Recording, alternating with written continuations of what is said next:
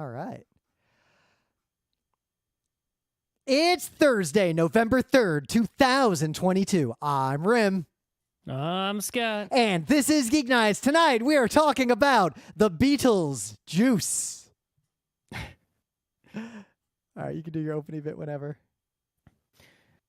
All right, so the chair I'm sitting in is the same chair that I bought 15 years ago. And when we bought this chair, we talked about it on Geek Nights. And Rim, at the same time, bought a different chair from the same place.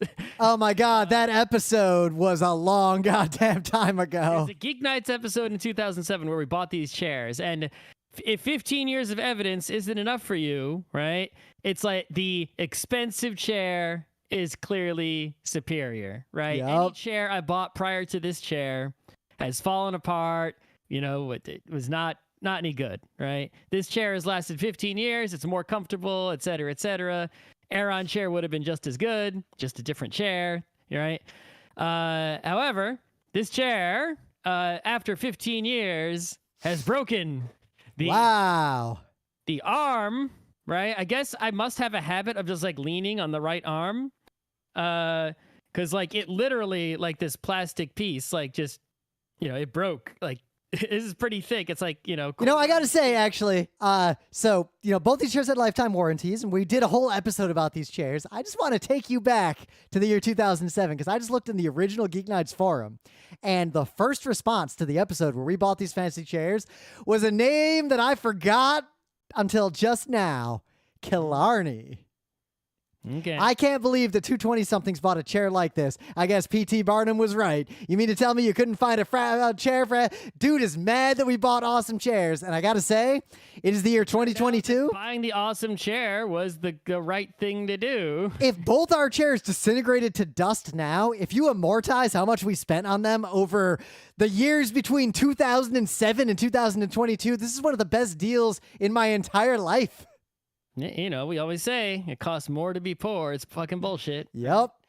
You know, if you don't have enough money to drop $1,000 on a chair all at once or 800 all at once, then it's like you got to deal with shitty chairs. And over time, all those shitty chairs add up. Remember my shitty chair at RIT where the back fell off and it smelled bad? Right. It's like over 15 years of shitty chairs, you're going to spend more than $1,000 and your body's going to be less comfortable. And it's, you know, yeah, my shitty chair was $700. Yep. So we could make another rant about gaming chairs, but the point is this chair did break. So 15 years is how long the expensive chair lasts. However, unlike the cheapy, shitty chair where you'd probably have to just buy a whole new chair, all right, I was able to contact the company that makes this high-end chair and get some replacement arm parts, which will come in the mail eventually. They weren't free. Yeah. But apparently the chair is so old, they no longer make this specific arm, right, which has like pads that move a little bit left and right. They make pads that move a little bit left and right, but they won't fit directly onto this chair, the ones that they still make. So they have like a retrofit kit that you can get. Right. See, this is what happens when you buy a high-end product. It's like some chair from Staples for $100 this would not be an option. Yeah. Right? Anything you buy on like Amazon with a brand name like you turn it glow something isn't even going to exist 6 months after you buy that thing. Right. This company had like a customer support, a real human emailed me and sent like an invoice and all kinds of, right. And they helped me out figuring out what I needed to refix. I sent them a picture and I'm like, can this be fixed? They're like, yes, buy this exact part number from this guy, right? It's like, you know. And so apparently the better option, or at least was to get if you buy a Freedom chair today, this same chair today is obviously not exactly the same as it was 15 years ago. If you were to buy this exact model today, the newest version, the arms don't move back and forth. They're just straight. But it's much cheaper to just get those. And do I really need... They don't move back and forth that much. It's like an inch in either direction. Yeah, it's like, that little bit. Deal. It was nice, but yeah, it's not everything. Yeah, so I ordered... I couldn't just buy the one arm. I had to buy two arms. And also two pads. I had actually replaced every squishy part of this chair in the past. I replaced the arm pads, which was free a long time ago, but that wasn't broken because... the chair broke over time. It's because I stabbed the thing accidentally. Nah. The only thing wrong with my Aeron chair is there's some foam bits in the lumbar support, and they are brittle to the point that if I so much as touch them, they'll crumble into dust. So I got to replace those. So also the pads, the squishy upholstered parts of this chair, I did pay to replace because an Aeron chair is, I guess that's the one main advantage of it, is it's not upholstered. It's just that mesh material. So that doesn't really wear out so much. I guess if it did, it would just rip, right? And then it would be over. That's the end. Whereas this chair has upholstery, sort of like a car chair, only much less thick. Yep. I mean, the difference, the Aeron is all like that pellicle, like the only part of it that in any way could fall apart is that foam and that one bit. Yep. So I did replace, I did pay to. Oh God, I just touched it and like a big chunk of it just fell off. I really got to get that What fixed. did you do that for? You could buy probably a replacement pad. Oh no, I reached out to Aeron a while ago. Well, I reached out to the company a while ago and they were like, Herman Miller. yeah. Oh yeah, it's covered under warranty. That's a normal thing. Yeah. I just haven't actually like done the thing I yet. actually do own an Aeron chair right over there. Yeah. I think I told this on the show when it happened, but I was looking when I was still working in offices, right? Yeah. I wanted to get an Aeron chair, and I was like Craigslisted, and I saw or Facebook Marketplace, I forget which one, and some dude nearby just happened to be getting ready to move to California and had an Aeron chair, $200, and I ran over there. So my old company It was a real Aeron chair, or a pretty recent one, and I'm like, really, 200? And he's like, yep, only 200. And I'm just like, bam! I ran out of there before he could say his mind or anything. I was just like, boom! I wheeled it down the street. I wheeled it to Manhattan. I wheeled it back. I wheeled that chair all over to make do with the $200 Aeron chair. So my old company, we moved offices, and we moved into an office that basically the company had like gone under, so it was filled with Aeron chairs. They were just there, and we just kept them. In the middle of nowhere, it was a disaster recovery office that was filled with Aeron chairs that I think they got from New Orleans. When the hurricane closed the New Orleans office, and I think all those Aeron chairs were in the disaster recovery place that I was working. And there were just so many of them, and it was only like 2 to 3 people working there ever.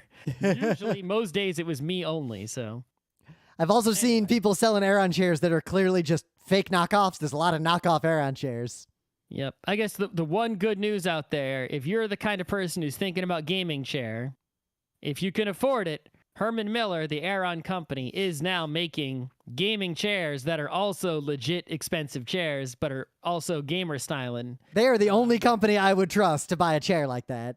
Yeah. So I think if this chair was actually dead, like truly dead, I was going to go and at least sit in some of those to see how they do. I think we've talked about this on Geek Nights, but just to be clear, gamer chairs are worse quality than like a shitto Staples chair. Like they are not good chairs. And they cost more. Yeah, right. But they wear out just as fast.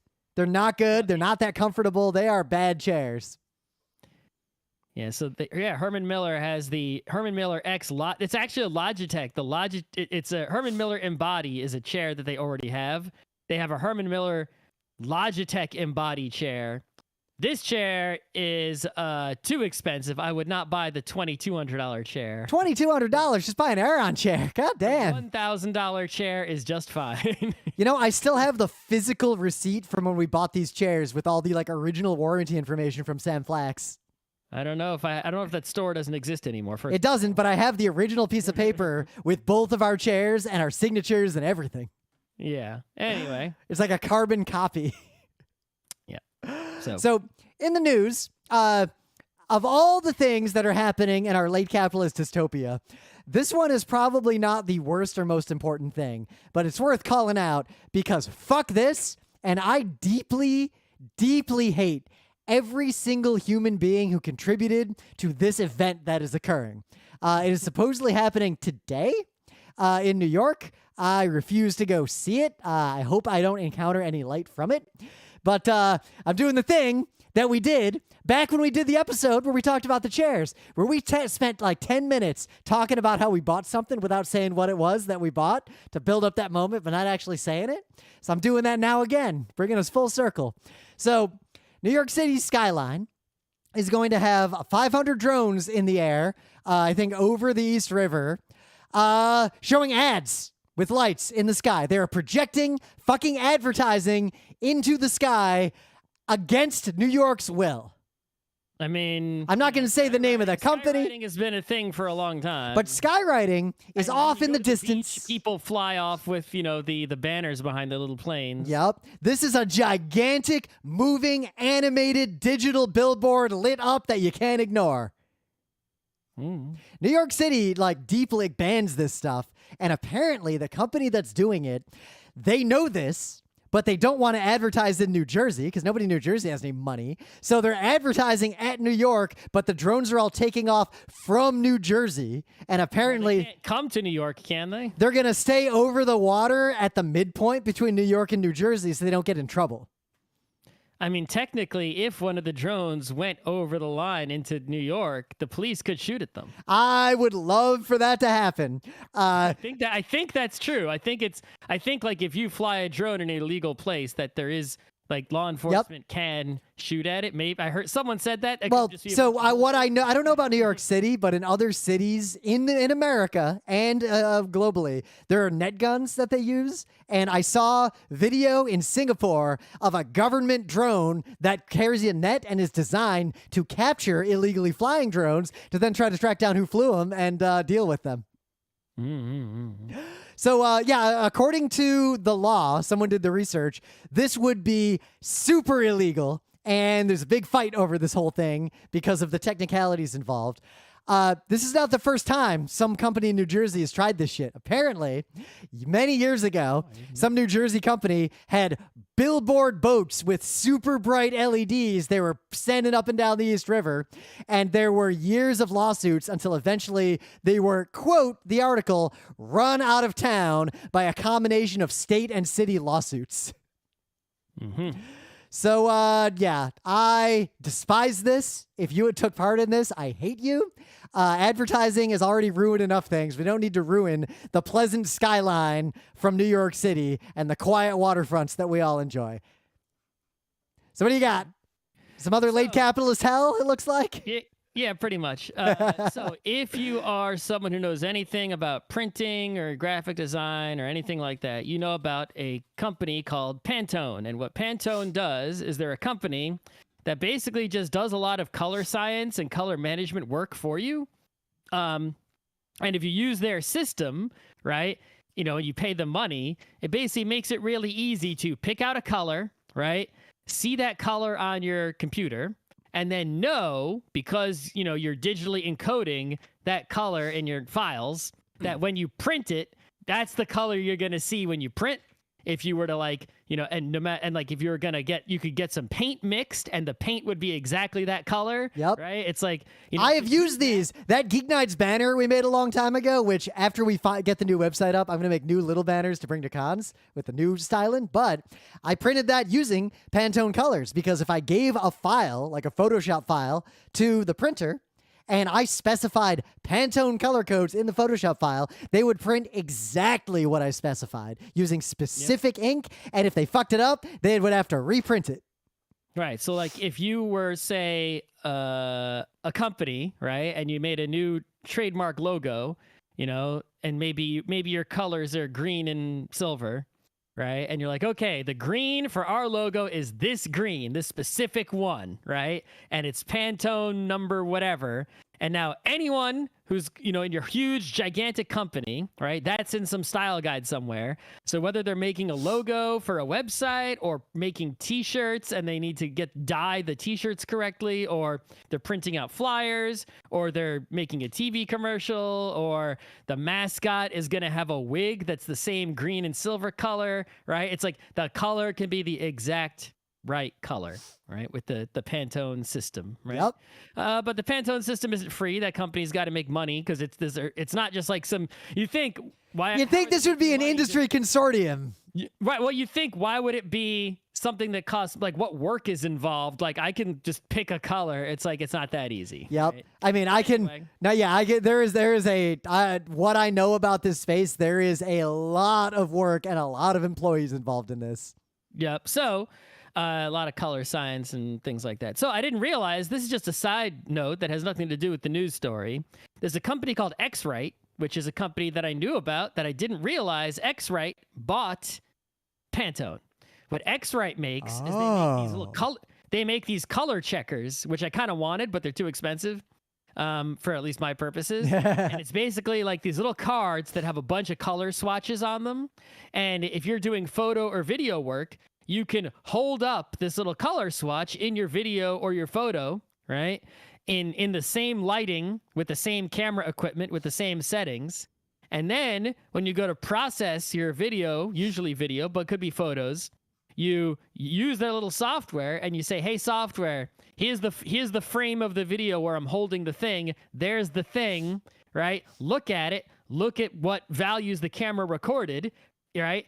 And you know what colors those actually are because you know what I held up, the carefully manufactured and printed object that you sold me, right? So now you can calibrate my colors perfectly, exactly the same every time. And it's literally like, it's not cheap. It's like a few $100 to get one of these things, but it's like once you have it and you have the software, it's like a one-click operation to get perfect color in every single video and photo ever. So it's kind of useful, right? That company bought Pantone, and then another company that I've never heard of called Danaher Corporation bought X-Rite. That probably explains why suddenly Pantone is all aggro about stuff. Right. So when did they buy Pantone? In 2012. So it's been a while. Okay. 10 years ago. Anyway, so what happened? Well, Photoshop has had support for Pantone for a long time, which is obviously kind of a necessary thing. If you're a professional graphic designer, Photoshop is your main deal. Yep. You're living your life in that program, and you're going to need to get the colors right, and you're going to need some Pantone support. And Adobe had some sort of licensing deal with Pantone, the details of which are actually hard to suss out and murky, as we'll get into. Like no one knows the full story because everyone involved is being very quiet, and there's a lot of lawyers. The point is up until recently, if you had the real Photoshop, you could make files, and in those files you could specify, I'm gonna paint in this area of my image with this specific Pantone color, and when you saved the image, if you sent it to a printer, the printer would match the color correctly because you're using the Pantone system, and everything would be great. Yep. Photoshop has removed this because of, I guess, business fights with Pantone /X-Rite /Danaher. Yep. Adobe is making accusations at them. They're making accusations back at Adobe. No one knows the full story. What we do know is they are requiring, using a third-party plugin, that if you have any Adobe software and you want to use Pantone, you got to pay Pantone $15 a month. Yep. So that's the new deal. If you are some sort of professional and you really need to specify Pantone colors, right, and get things exactly right in that way, you're going to need to buy this plugin and pay Pantone $15 a month to now make Photoshop do what it used to do for $0. $15 a month. If you're buying like the Photoshop Lightroom only photography package, that's more. That's more money. It's like that package. Let's see, Adobe Creative Cloud. Yeah, what does that cost right now? Is that $15 a month? I haven't looked in a long time. It's $20 a month. So it's $20 a month to get Lightroom and Photoshop in the photo package, right? That includes Lightroom Classic, and Real Photoshop on desktop and iPad, and a terabyte of cloud storage. $20 a month. So to add Pantone support, a single feature, you're almost doubling the price of that Creative Cloud package. Even if you got the full Creative Cloud package for $55 a month, which includes literally every Adobe thing there is, right? All the Adobe softwares, right? That's a 27% markup to add this single feature. You have to pay 27% more.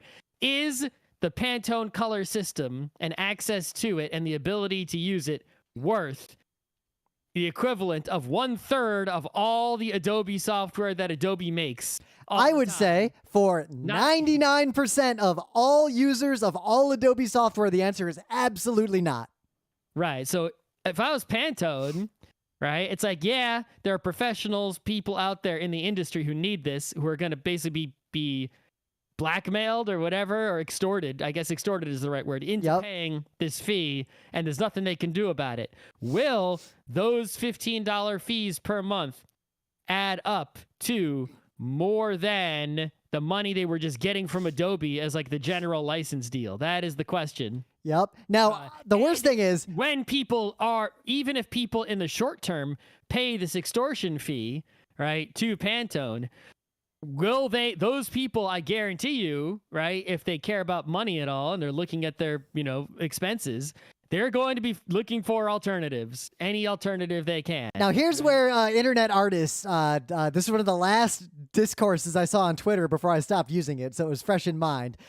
A lot of internet artists, the same people who say, oh, the GIMP is just as good as Photoshop, or like they have weird ideas about alternatives to Adobe software because they don't understand like professional and commercial use cases versus personal. Like that whole space, I don't want to stick my hand in it. Some of you are probably already mad, but they were really misunderstanding this. Like, you can't copyright the hex code of a color. Like, yeah, the hex code of a color does not do what Pantone does. Pantone is for one thing, 100% consistency if you are printing something. If you're not printing things and you do not need colors to be 100% accurate. Manufacturing. Yep.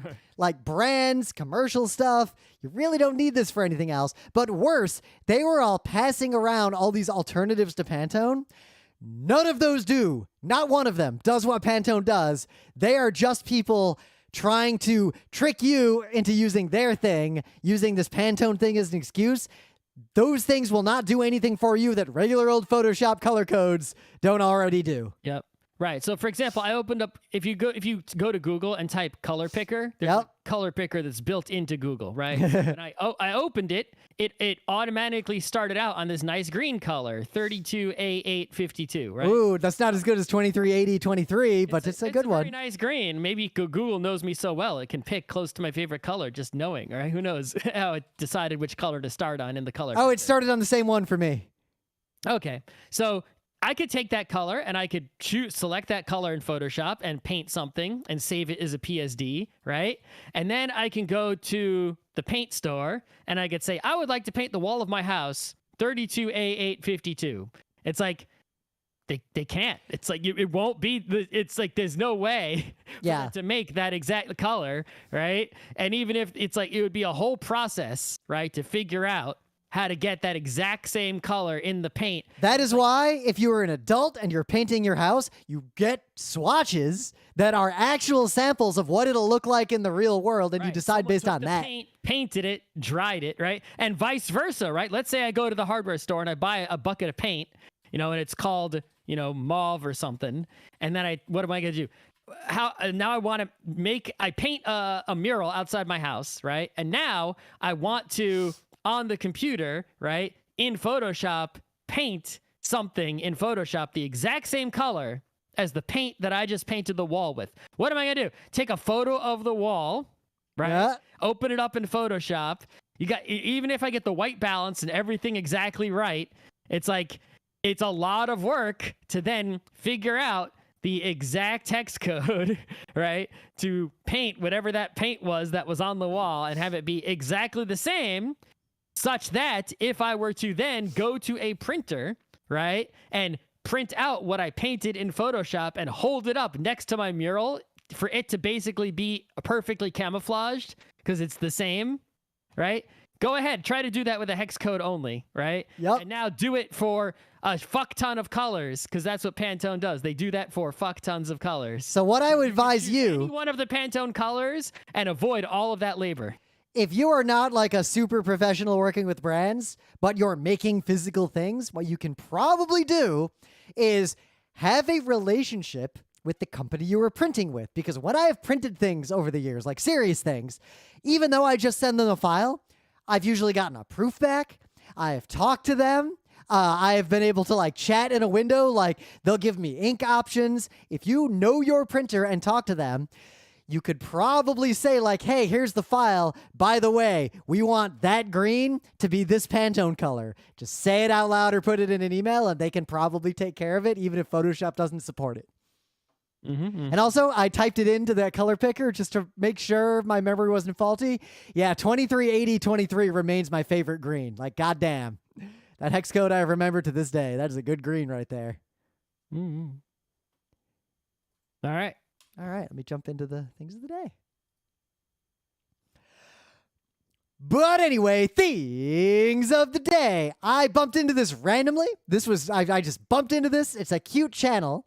It is Himari and Bear. And they're just short little animations, like 2D animation, of this girl and often also this bear.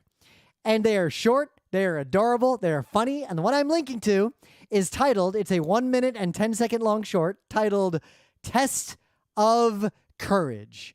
And it is a double knockout system test of courage between the girl and the bear that is Halloween appropriate. It is worth watching. And I'll leave it at that. It is funnier than you're going to expect. All right. So, nerds love a magic trick, right? But we've seen so many magic tricks, and especially with the internet giving up so many secrets, right? And being able to watch videos in slow-mo and all this stuff. It's like, you know, it takes a pretty amazing magic trick to be worthy of thing of the dayness, right? So this one is, you're going to have to decide for yourself, right, what you think about this one. Rim thinks there's some video editing. Well, so I think there is some video editing, but I am not sure if that is germane to the physicality of the trick. Yep. The magician in the video is moderately famous. There are many other videos of them doing the trick as well. They put a stopwatch in the video to sort of make you believe it's not edited. Which I just want to point out, irrespective of this video, that is trivial to do compositing with, to have a stopwatch there that's not actually there, or vice versa. Could be. In fact, I watched the Captain Disillusion where he specifically showed exactly how to do that.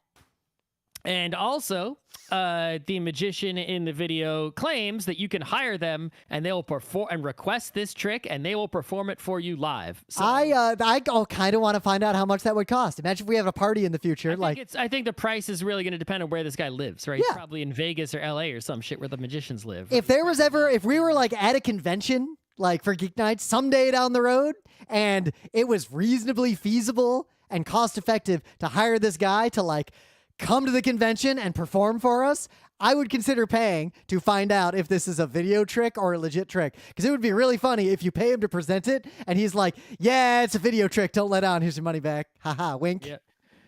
But the trick, if it is not a video trick, or even if it is, just even thinking of this trick is still quite impressive, right? I mean, and if you look at the YouTube comments, usually YouTube comments are like, I see how you did it. Someone down there knows something, right? All the YouTube comments are like, oh, I see how, they're all sarcastic. Like, I see how you did it. Yep. Years of practice. Yeah. and lots of talent. I see. It's like, there's no actual answers down there because it's impressive and hard to figure out how the hell he did it. Yep, I got my vague ideas for how you would do it if it is not video trickery would be around either being really good at spinning a poker chip to land somewhere, or that's how I think it is. Or having some way to control where the poker chip will go, like a magnety thing. We already know that people with sleight of hand can control a card in a deck, right? They can. Yeah. No matter, even I am confident he could wash a specific card to a specific part of the table in pretty much any circumstances. Yes, that's the part that's, you know, I've seen magicians do that shit with cards before. It's how could he spin a poker chip and get it to land in the specific spot he wants? That's right. That ain't easy. Maybe he just practiced spinning poker chips a whole bunch. Yep. Until he can make them land where he wants them. Like Jugaboo Jones with his 2d6. Yeah. Anyway. Yep. So like I said, the thing I can't tell either is if the compositing like blurriness that I see that could also be encoding artifacts, because I see it in 2 of his videos about this. But at the same time, bad encoder settings could also cause that. So I am ambivalent and I am unsure. Anyway. Magic trick. Yeah. In the meta moment, the Geek Nights Book Club book is Alif the Unseen. Too bad I can't see it. I We did update the website with the link to the book and whatnot. Yeah. I bought it. I'm going to start reading it. We will do the show before too long. It's not a super long book, but it's not a binty that you're going to read in like one sitting. No, I actually don't know how long it is because I have a digital version. I didn't look how long it is. Yep, But, I have not started reading it yet, but it is on my phone and my it Kindle. is a cyberpunk novel that is in some sort of Middle Eastern mythological cyberpunk setting. And the author, like I said when I announced the book, the notable thing was that somehow this author got 2 of their books onto my personal book wish list, even though I didn't know who they were, and they only wrote 2 books. And it's, but yeah, G. Willow Wilson got famous, inventing, Miss Marvel, the newer Miss Marvel. So, and they wrote these 2 books, the first of which is A Leaf the Unseen. Yeah. So I'm gonna read that. I'm actually pretty excited. Just what this looks like it's about seems very much up both our alley. And remember, we're using the new format. So Scott picked 2 books, and I had to pick which one of them to read. And this is the one that spoke to me more. I hope I was correct in that decision, but I'm probably going to read the other book anyway. Yeah, I don't think they're related other than having the same author. They're just 2 novels. I don't think there's a series. You know how I do. Like I read one book by an author I like. I read all their books. I read one book in a long series. I just read all of them. Really hard to avoid that in my life. In other book news, right? Our previous book club book, City We Became, the sequel to that book, The World We Make, came out and yesterday, day before. They uploaded a little YouTube video, like a really short thing that was like, hey, it's out. And you see little tentacle guys coming out of Staten Island in that little promo that they did. Yeah. Also, the New York Public Library tonight, I guess, if anyone is watching this live, right? The New York Public Library. There are 9 people watching this live right now. Yeah. So 9 people who have heard this on November 3rd, 2022. It actually might have started already at this point. We're missing it, but that's all right. There is a live discussion with the author N.K. Jemisin and LeVar Burton at the New York Public Library. Ooh, that is 2 extremely powerful people. About this book, right? It's like a book release chat thing. So, and what more appropriate place than New York Public Library for the New York Book Series? Right? Oh man, that is like the gravity of that event. So 9 people watching this, you wanna leave this stream and go find that stream instead. Yeah, nothing either of us say in our lives will be more interesting than what those 2 individuals might say. I'm hoping to find a recording and watch. Oh yeah. Otherwise, in the meta moment, Scott's working on the website. We'll be at PAX Unplugged doing a panel called "Why is this game taking 4 hours?" on Sunday. I have made a significant update to that panel already based on Marvel Snap, which I think is relevant to the conversation. Otherwise, we're just doing our thing, doing Geek Nights pretty regularly again up until the usual December hiatus. But I don't foresee any more unexpected hiati, at least till next year sometime. Tiny chance I'll have to go to Germany for a week in December, but we generally get fucked over and only do a few episodes in December anyways. That wouldn't be that different from normal times. Also, all right. Last thing, I'm not using Twitter. Don't at me. Like, I literally do not see ats anymore at all. Do not mistake Geek Nights things appearing on Twitter from to be me looking at Twitter in any capacity. Only my DMs are open. However, if you want to hang out with us, remember, there is a Geek Nights Discord and the Geek Nights Forum, and I'm making a concerted effort to replace some percentage of the time I have clawed back into my life by not looking at Twitter anymore to look at the Geek Nights Discord and the Geek Nights Forum. You might see me replying a little more often than I have for the last couple of years. Also, contacting us is not hard. We're like on Rim at frontrowcrew.com. A pressure, front row, like that works. YouTube, does YouTube still have a DM system? I am way more likely to read an email than any other means of contacting me, especially if you don't know me. Of course, but the point is that there's like this Reddit DM, you can find us. It's not hard if you know how to internet. Yep. I am trying to studiously flag anything that automates tweets to not let people reply to them, just in case. I don't want like weird racist stuff to appear in the mentions. But if you still use Twitter and you see weird racist shit like attached to anything I tweet automatically, let me know. I will go clean that up, at least for a while. We'll see how Twitter even goes. Anyway. So Beetlejuice, when we were 6 years old in 1988, right? Tim Burton, the director of movies and other creative at things, right? Infamous person. We're not talking about, his life much. But he had just become semi-famous thanks to Pee-wee's Big Adventure. Which was already, at that time, as a child, one of my favorite movies ever.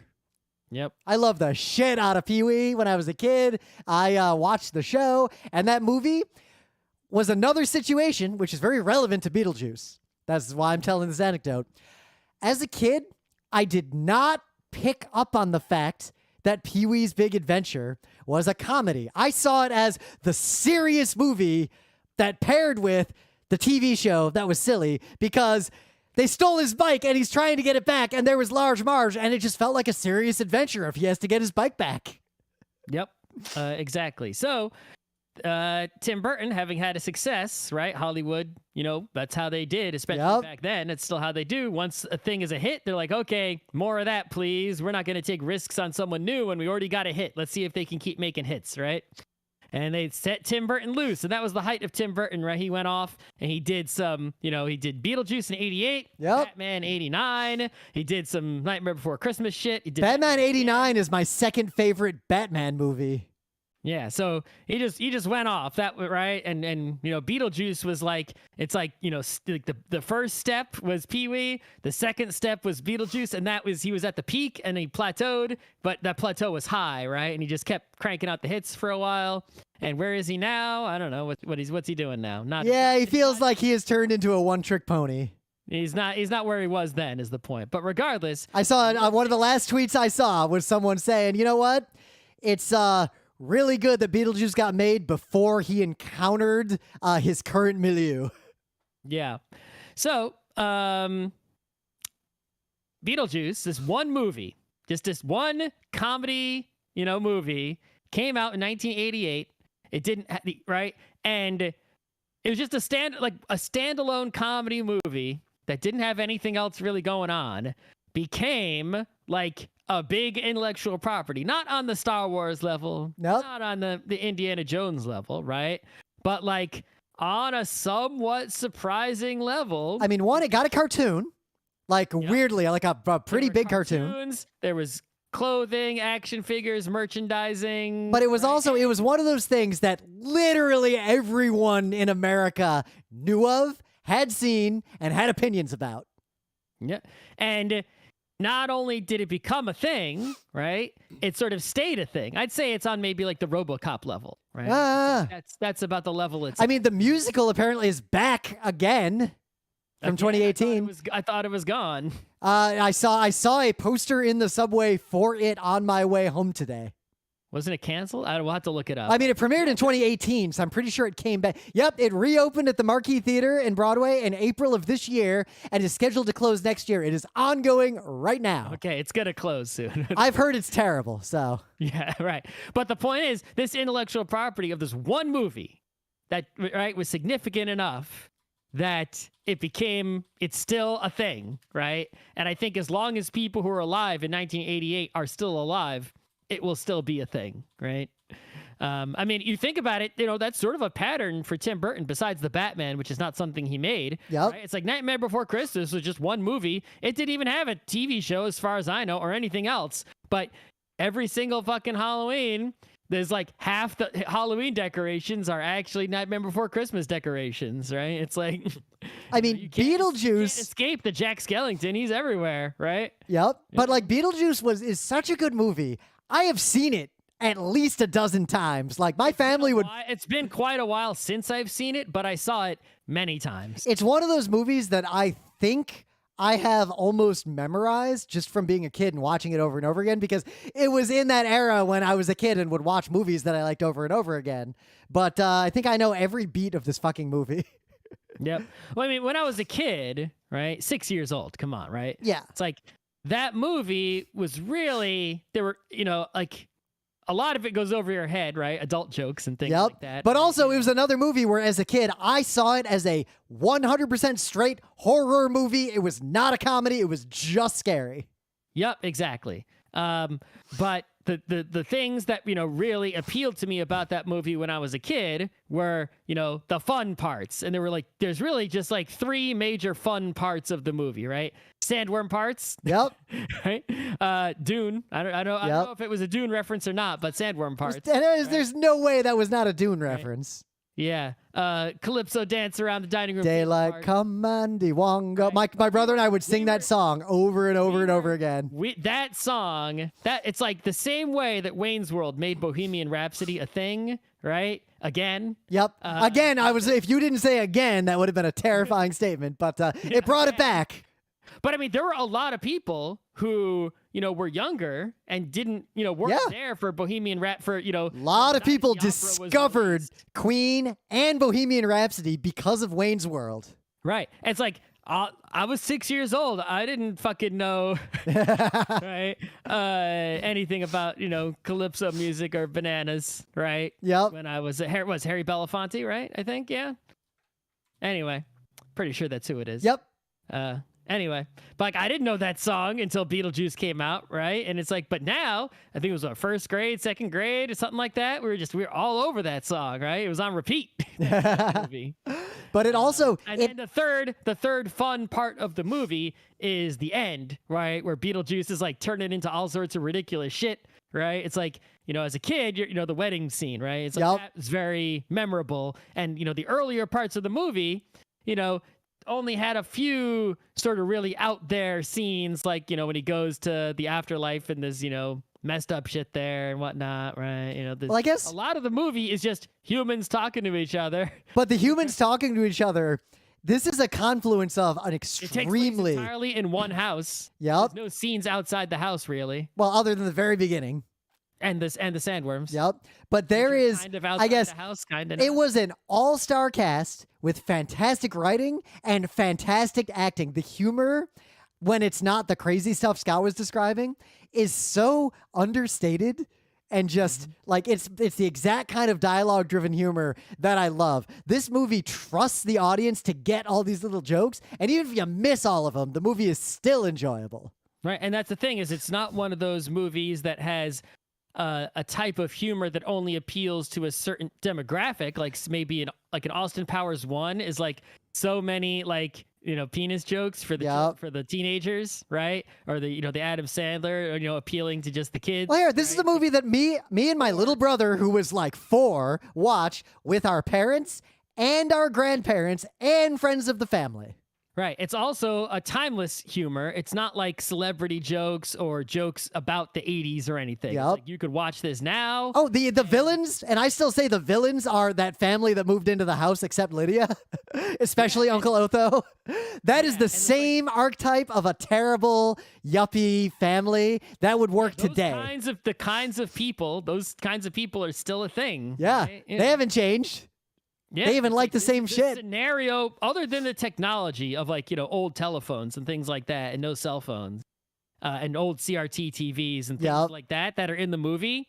It's a timeless movie, right? It's like it's human nature and whatnot. And, I mean, what do you got? You got a family. They die. They basically go to a bureaucratic hell and become ghosts. Separately, dipshit like yuppie gentrifiers buy a house like out away from the city and decide to destroy its character and make it a horrible, like, white person's vision of how rich people live while making their terrible art. They have a goth daughter who hates that shit and hates living there. And then they hire an evil demon lawyer that even hell has kicked out, and hijinks ensue. Like, that's the movie.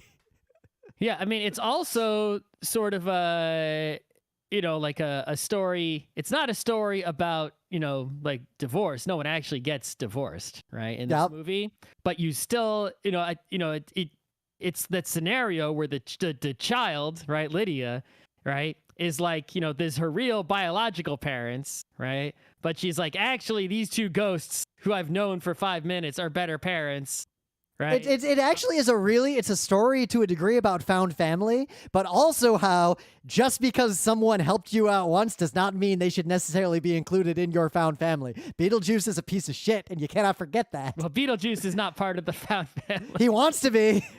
No, Lydia and the two ghost people are the found family. Yeah, Beetlejuice tries to worm his way in there, though. Right. Right. Rim already talked about how, the all-star cast of this movie, right? Winona Ryder and whatnot, right? But, Yep. Michael Keaton, right? This guy at this time, right? It's like that was like the peak of his stardomness, right? He kept working with Tim Burton. Dude plays Batman in the first serious attempt at a Batman movie since Adam West, the year after Beetlejuice. Right. So, I mean, his name sort of, I guess, at least from my perspective, like, kind of inspires chuckles a little bit, right? It's like he's not taken seriously as like, some great actor, right? But it's like, watch this movie, right? And watch Batman. It's like, look at the range on this guy. It's like Michael Keaton was getting these starring roles in the late 80s, early 90s. I mean, what? He was Mr. Mom, which a movie as a kid I loved. Johnny Dangerously. Right. It's like people might go, haha, Michael Keaton, right? And not think of him as like some highbrow Shakespearean dude, right? But it's like, no, Michael Keaton can act really well. It's like he's extremely talented individual. Yeah. Right. I don't know.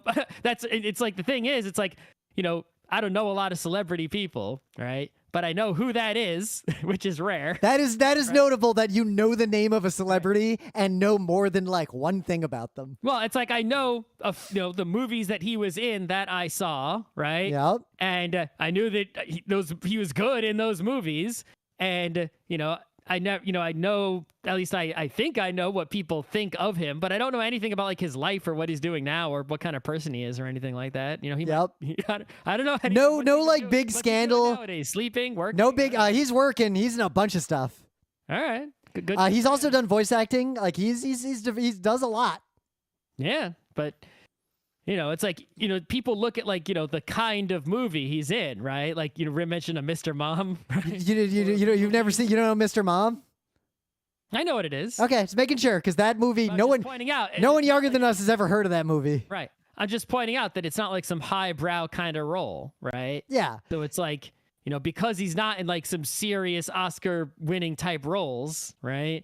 You sort of, he's not treated as a serious type, but it's like, look at it. It's like, let's see you go act it like Beetlejuice, right? If someone else was the Beetlejuice, right, you would be like, not as good as the original. It's like, yeah, of course, right? It's like, it's really hard to do that.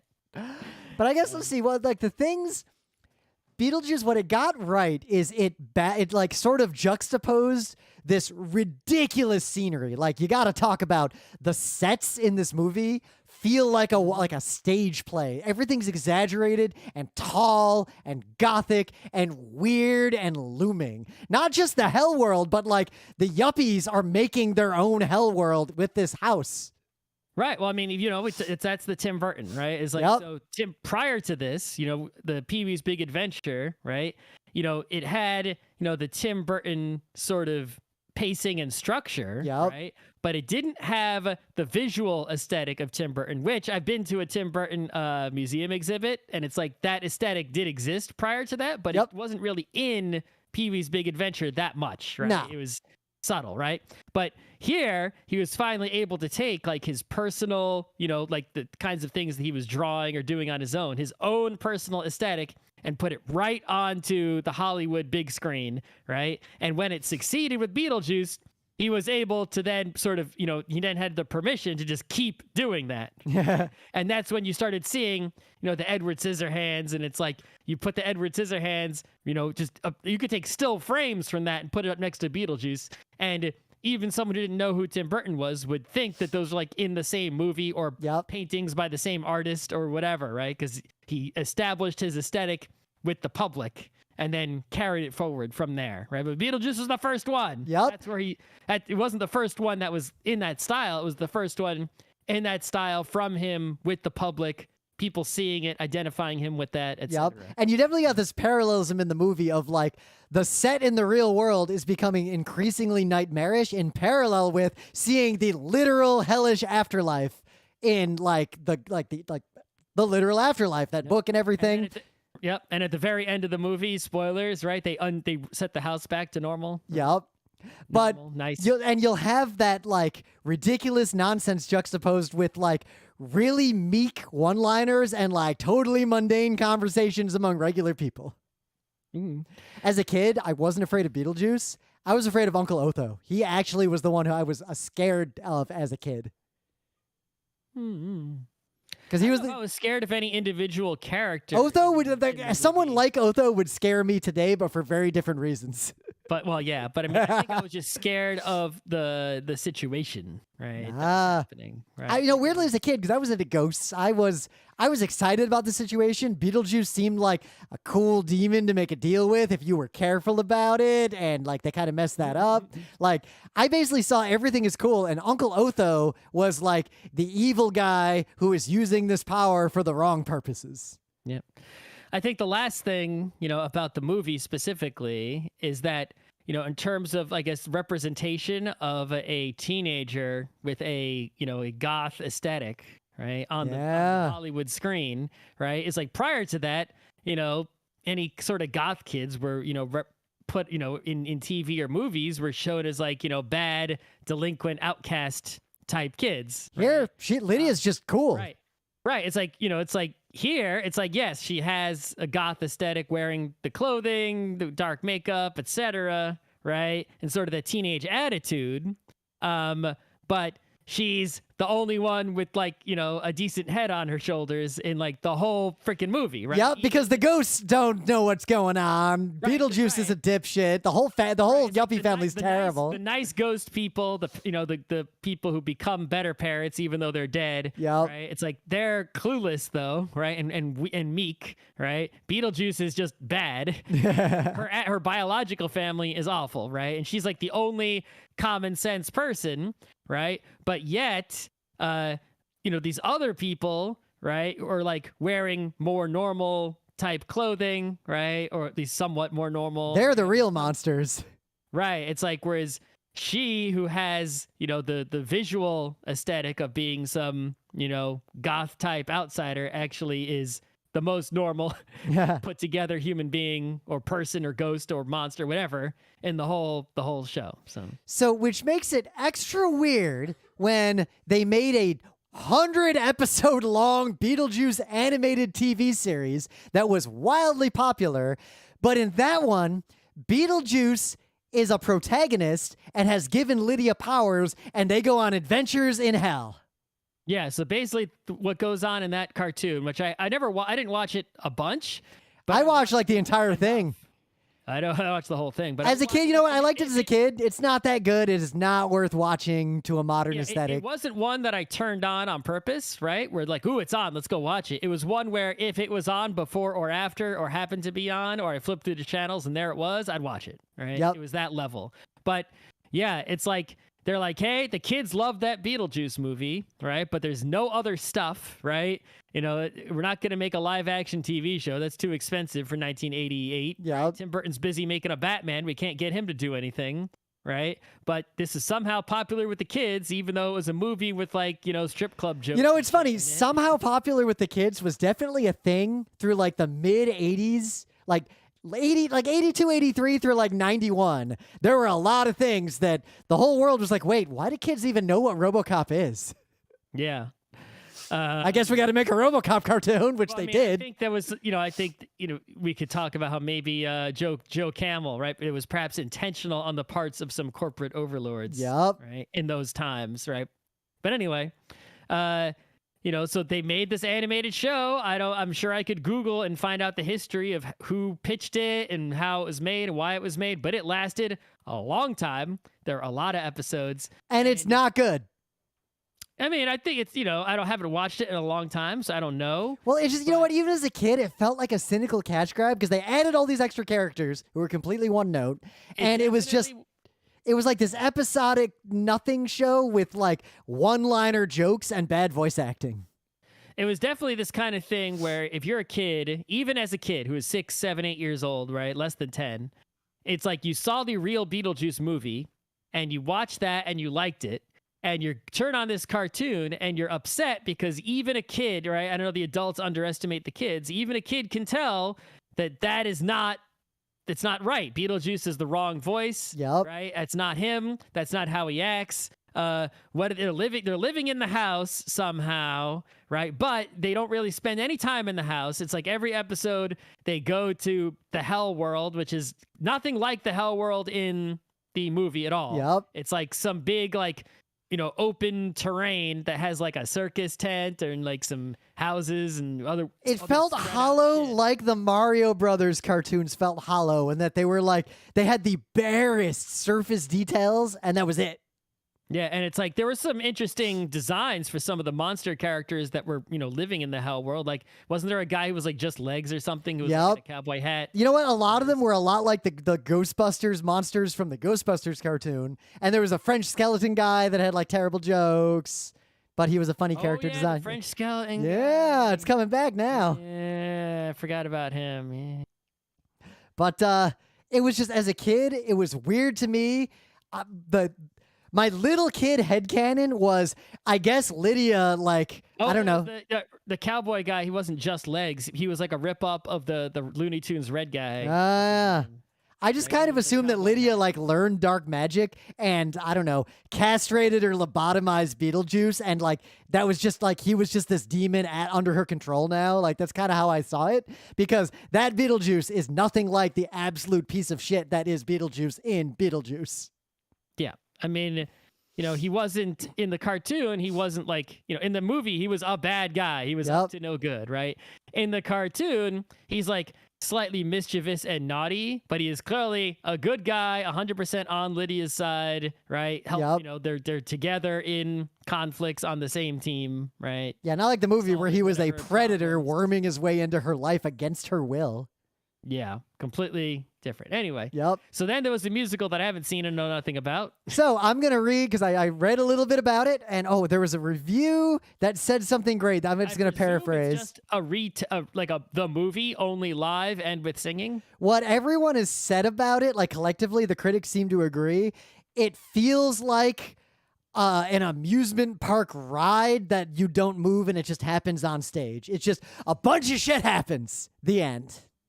Mm-hmm. Like big set pieces and shit moving around and a ridiculous set and like nonsense flying out over the crowd and animatronics and all this crap, but like no one seems to have anything else to say about it. All right, so I don't know if it's going away soon anyway, so I mean I don't think it's but the thing that's noteworthy about it is that it exists in the year 2022, right? This property of this character from this one lousy movie. Well, one good movie, but just one movie spawned this whole nonsense, right? There hasn't even been a Beetlejuice 2 movie or nothing, right? It's so fun fact, musical merchandise. There have been like 4 or 5 earnest attempts to make a sequel to Beetlejuice.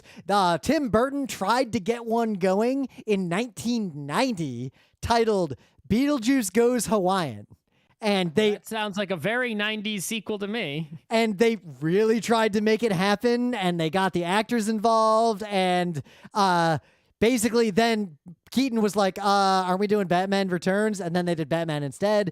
They kept trying to bring more money with the Batman, I think. As recently as February of 2022, they are currently filming an untitled Beetlejuice sequel. Is Michael Keaton in it? With Michael Keaton and Winona Ryder, quote, reprising their roles. Principal photography is apparently ongoing. I have zero faith this will come out. Directing it? I don't know. Okay. Well, is it like Old Man Beetlejuice? That would be a thing, right? If they did Old Man Beetlejuice. The best part would be is Old Man Beetlejuice. You play it straight. You get as much of the original cast as you can back, and like you make it funny. What if that piece of shit, I mean, obviously, well, I guess he's like undead, so it's like, does he really age? But you could just say he does, right? And yeah.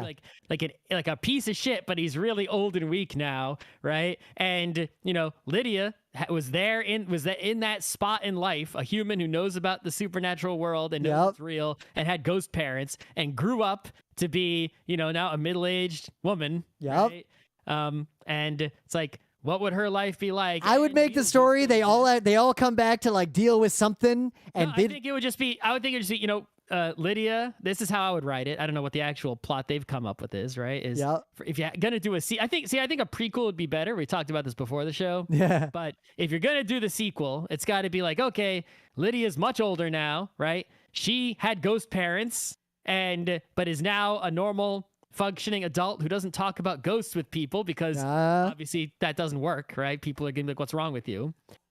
But she gets caught in some shit, some real world shit, and is in such a tight spot. She calls the Beetlejuice again, and it's really easy, right? And it would have to resolve. The end would have to be no. She knows. The moral at the end would have to be no. He is still a piece of shit. The end. Yes, that would have to. You could never reform Beetlejuice. Reforming Beetlejuice ruins Beetlejuice. Yep.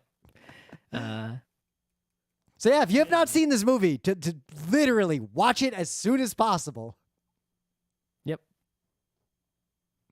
All right. I'll just end the stream right there. We had a bunch of people watching.